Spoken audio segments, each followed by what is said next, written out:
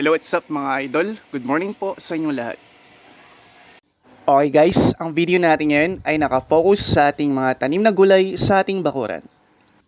Tara, samahan niyo akong bisitahin ang ating mga tanim sa likod ng ating bahay.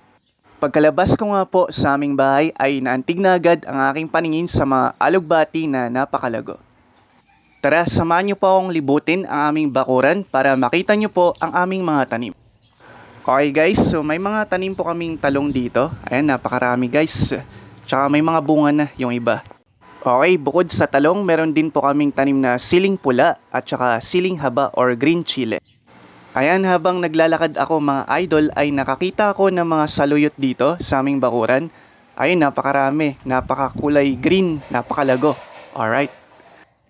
Okay guys, sa gilid naman ng aming bahay may nakita ko ditong okra at tsaka malunggay. Ayan, napakasustansya po ng mga gulay na yan. At syempre mga idol, hindi mawawala ang aking paboritong gabi. Okay, so napakaraming gabi na po dito.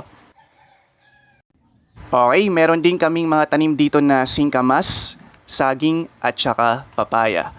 Alright guys. At dito naman sa harapan ng aming bahay ay nandito ang aking tanim na kangkong. Ayan guys, napakalago na po. Okay mga idol, kung mapapansin nyo po, napakalago, napaka-fresh po ng ating tanim dito.